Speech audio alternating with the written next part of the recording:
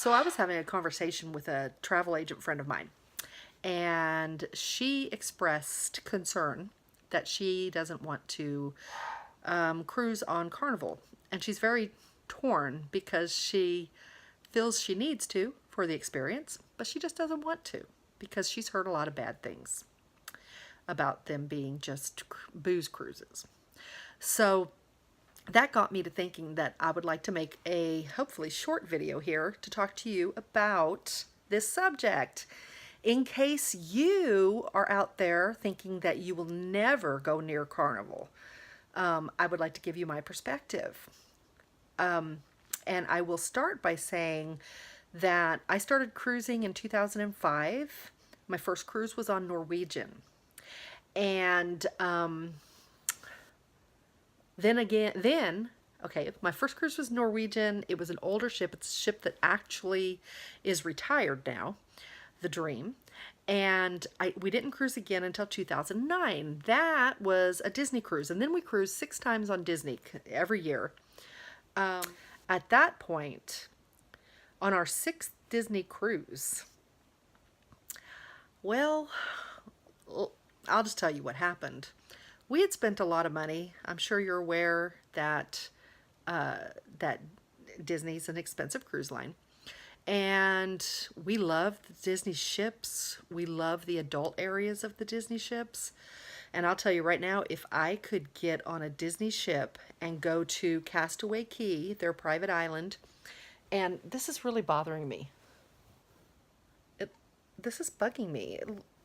It looks like it looks like dirt on my my chair, and it's the paint faded where there were flowers. It's a very old chair. Anyway, it's distracting me. So I'm trying to get it out of the picture so it doesn't distract me. There it is. I don't like it. I have ADD. Where was I?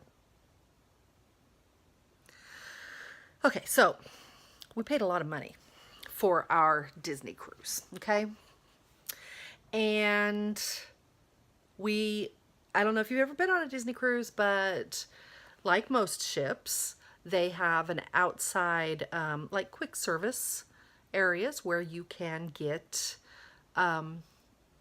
quick service food. And it's usually on the main pool deck area. And this was, well, Doug wanted some pizza.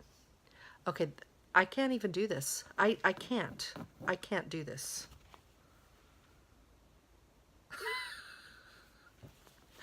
I can't do this. I can't. Okay, so, yeah, we had paid a lot of money for this Disney cruise. And we did on all of our Disney cruises, but the last one was no different. And so the only reason I mention that is because it really played into my mindset at the time that I saw what I'm going to tell you about.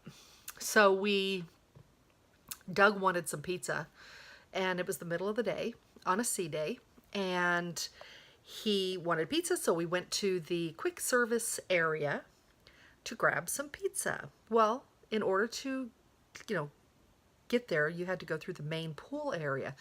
We typically stay away from the main pool area because it's filled with families. We cruise with no children, just him and I. When we went to the main pool area, he was getting his pizza and I was standing there looking around, and it was bedlam. It was insanity. It was kids jumping off of tables and parents not watching their kids whatsoever. Food on the floor, food smeared on tables. The ice cream, the soft serve machine had cones on the floor. It was terrible. It's not what Disney, number one, is like at all, because you know that they keep everything really clean. But they couldn't keep up with the kids that were not being watched by the parents. And I looked around and I thought, I was done. I was done with Disney. Like, I've had enough of Disney. If it was all Quiet Cove and Palos, which is the adult area and the adult dining, I would do it every day of the week for the rest of my life. It is gorgeous. It is luxurious. You are treated right. It's wonderful.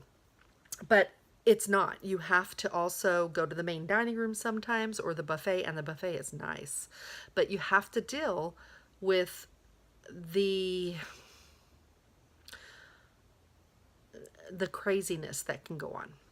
So when Doug came back over with his pizza, I looked at him and I said, I'm ready to try Carnival. I had always said, never Carnival, never, never, never Carnival. I will never go on a Carnival ship. I was such a snob about it that when we would dock next to a Carnival ship, I'd look at them like, oh, you poor people have to be on Carnival. Boo-hoo, that's so sad. Yeah, that's bad, right? That is bad. I told Doug I was ready for Carnival. We always would book a cruise while on a Disney cruise. You know, it always is beneficial to you to do that on any cruise line. You get the best onboard credit, you get the best deposits. We didn't. We did not book one. We got off that ship. That was the Fantasy.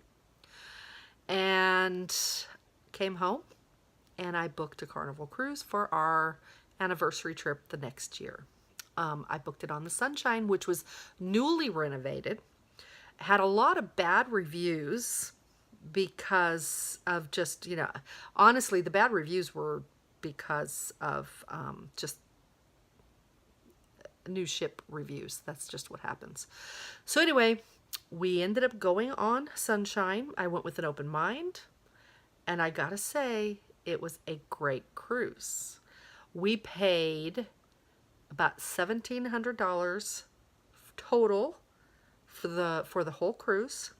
Now that was, I think it was $1,900 after we paid the gratuities, but it was under $2,000, so it wasn't even half of what we paid to go on Disney. We got a balcony cabin, midship on deck 7, which is always our preferred.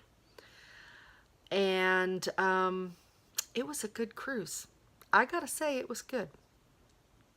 I was a little disappointed when I boarded the ship because Disney makes quite an entrance. If you've never been on a Disney ship, and I wasn't vlogging back when I did our Disney cruises, so I didn't get any footage from this. Well, I probably do have footage somewhere. I should try to find those and put something together. They make quite an impression. And it's not because they say your family name and welcome you aboard or anything like that.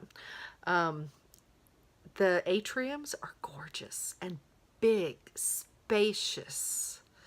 And when I walked on to Sunshine, I remember Doug and I looking at each other and being like, is this the atrium? We were confused. Much smaller spaces, completely different kind of cruise ship. Disney is streamlined like an ocean liner.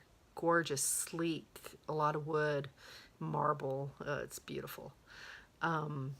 Whereas Carnival ships are sort of like walking into a casino. That's my opinion, and my husband's, and my parents. It's like walking into a casino, which is not necessarily a bad thing. I just think that if you keep an open mind, I think that you'll have a great time. I do have a couple of tips. One, if you're really worried about it, go on a newer ship. If you don't want to pay the newer ship prices, then go on one of the older ships, but make sure it is 5 days or more. Okay, because the longer the cruise, the less likely it's going to be a booze cruise. And you will enjoy a cruise on even an older ship if you're not surrounded by a lot of people just looking to have a crazy few days. Make sure that you go on one of the ships, check the amenities. Make sure it's got a Guy's Burger, a Blue Iguana, maybe fish and chips. Make sure it's got the TV. There's a lot of little things like that that you can check. The amenities. If you have any questions, you can ask me. I can give you tips. And it's easy to check the amenities. Just go to Carnival's website. What else? I mean, the main thing is the more you pay, the less likely you're going to run into a lot of people looking to just booze it up all weekend. I'm not saying there's anything wrong with that. I'm just saying that you're probably going to have more of a chance of appreciating the ship and the service if you're not surrounded by people just looking to, get drunk all weekend. Because sometimes that, can cause you to, it could be a distraction from how good the cruise really was. So unless that's what you're looking for, and if that is what you're looking for, then what are you waiting for? Get on a Carnival Cruise. Do a 3-day out of Jacksonville. A 4-day. One thing I've also learned is the cruise out of New Orleans tends to be, and it's a 4-day, 4-night, but it tends to be a bit of a booze cruise. We did it, and it was probably our least favorite Carnival trip. But we're not booze cruise kind of people. Not judging. We're just not. But again, I'm not judging. And if that's what you want to do, then gosh, get on down to NOLA and get on that ship and have a blast. My personal opinion, even though we didn't like Triumph all that much, it was a cruise and we had a great time. Yes, it's at the bottom of our list as to, if we had to prioritize our, favorite to least favorite, but we still enjoyed it. We love New Orleans. Yeah.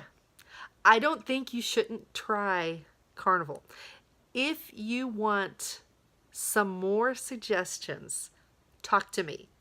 I will help you out. I will help you find a Carnival cruise that will introduce you to their line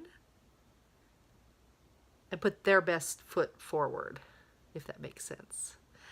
I just think you should try it. I don't think that you should waste time like I did being a cruise snob and not trying.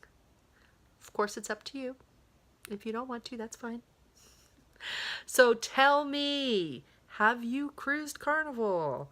Do you like them? I'm going on a Carnival cruise in July, and I'm going to take you with me. So you'll see. It's on the Liberty. You'll see. We're going to have a blast. Excuse me. Anyway, I just wanted to throw that out there. I wanted to let you all know. Don't avoid Carnival because you think it's a booze cruise. Have fun. You can always find a ship that will fit what you're looking for, even with Carnival.